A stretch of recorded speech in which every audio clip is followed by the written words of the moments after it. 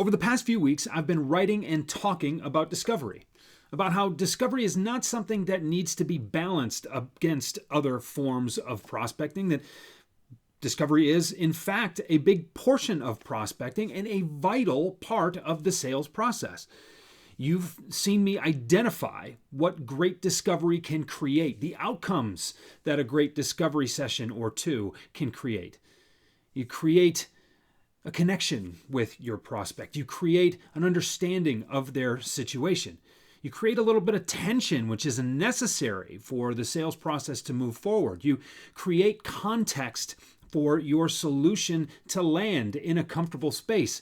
You demonstrate your own expertise and that the feeling that you are the right person to lead your prospect from where they are right now to where they intend to be. And you create that comfort in your prospect that they're willing to let you help them. But until now, I haven't told you or shown you what good discovery, what great discovery looks like. I've just told you about what great discovery is, and I'm changing that right now. Something I've been working on for the last several weeks are these 3 levels of questioning that great discovery includes.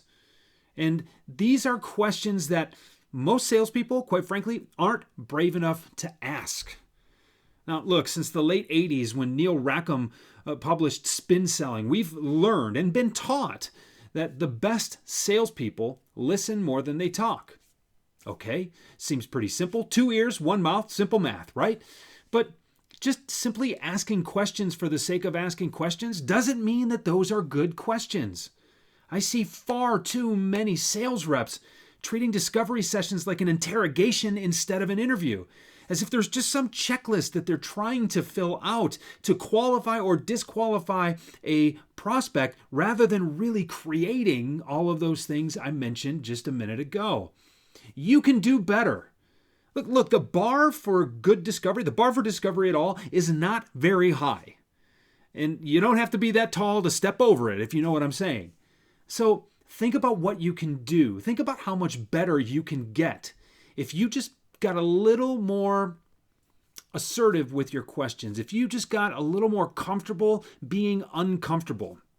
Because to this point, most average discovery really is safe. On the salesperson's part, it's safe. Questions designed to get a customer to feel a certain way so that it just makes it just makes sense to do nothing else other than to buy the product, right? You are trying to make a customer feel as if they're doing the right thing logically, but you're not necessarily creating any emotion. And I think you can do better than that. So here are my 3 levels of questioning. Level 1 is ask questions that your prospect doesn't know the answer to. Now, I learned this concept early on in my career from Jeffrey Gitomer. He calls them power questions. Go look that phrase up with Jeffrey's name and you will see exactly what I'm talking about. These are questions designed to make your prospect stop, think, consider new information, and hopefully answer in terms of you. I really like that think part.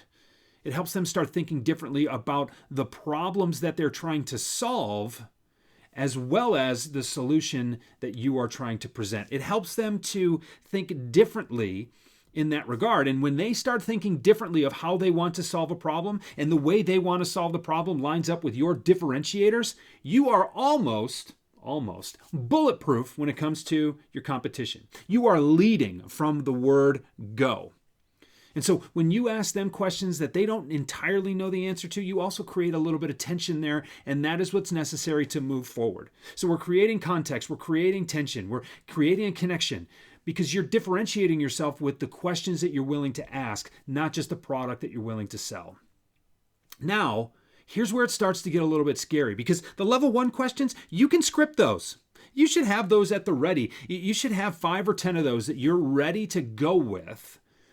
And you know you want to ask in the initial part of that discovery session. But level 2 is asking questions that you don't know the answers to, that you want to know the answers to, that are based on the answers that your prospect gives you to those level 1 questions. See, here's where that connection and the rapport is really built. At this point, You are showing them that you are listening, you're showing them that you're taking notes, and you're showing them that you are intrigued by their answers. You want to know more about them, their situation, their goals, what they're trying to achieve, what they want to be like when they grow up. These are not typical questions to ask, and your prospect typically doesn't get these kinds of questions, so they know that you're right there with them in the moment. You are present in that moment. You are one human being talking to another human being, and there's a bond there that is very difficult to replicate by those traditional discovery questions that really try to paint your prospect into a corner. This connection creates a bond right from the get-go, and they know that this is unlike any other discovery meeting that they've ever been a part of. But the flip side to that is, as the seller, you have to be willing to give up a little bit of control in your process. You have to be willing for this discussion to go off the rails a little bit, and you may have to bring it back to center at some point, but you don't really find out those nuances, those just idiosyncrasies in anybody's situation, unless you're willing to vary a little bit from your script. I got to tell you, the best salespeople out there, the top performers, are not trying to script anything. They think highly enough of themselves, they're confident enough, they believe enough in the solutions that they provide and their ability to convey that message to let things go a little sideways. And I am challenging you to feel more comfortable in those moments, to let yourself paint outside or color outside the lines a little bit. Now, level 3, these are questions that neither of you know the answers to. And what does that even mean? Why ask a question, Jeff, that neither of you knows the answer to? Well, because these level 3 questions are built on the previous 2 levels. And most people don't get the opportunity to ask a question that allows you and your prospect to look off into the future and think about what things might look like one day if you're actually able to pull off what you're talking about right now. These are those daydreaming questions where real relationships are formed, where you can start thinking of what is possible in the future in a positive way. That dopamine rush hits you both and you're really energized by those kinds of conversations. Again, you don't know what the answer is going to look like. So here's more control that you're giving up in the process, which is why you probably haven't even thought to ask those questions. But think about who you normally ask those questions of, who you normally ask those kinds of questions. Your friends sitting around a campfire, right? Maybe your old college roommates. You talked about what you wanted to do one day when you graduated and accomplished your wildest dreams. Maybe it's your spouse or your partner or someone who you are very intimately connected with, and you start to think about your life together, right? Now, let's not get carried away, but when you think about those types of questions, that level of questioning, it's reserved for people you really respect, you really care about, and you really have a bond with.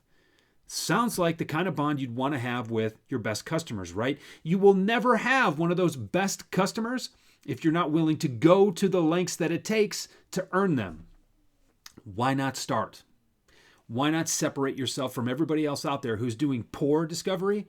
And why don't you start earning a customer for life right off the bat? So, look, hopefully this is a framework that is open enough for you to see where you fit in it, but still structured enough to give you a little bit of direction. If that's not enough direction for you, shoot me a message. I'm happy to talk through this stuff with you because I think this is such a big differentiator between mediocre performers and superstars. And I know if you're willing to extend yourself, if you're willing to go just a little further, if you're willing to trust in your own abilities and particularly your ability to connect with people, that can be you.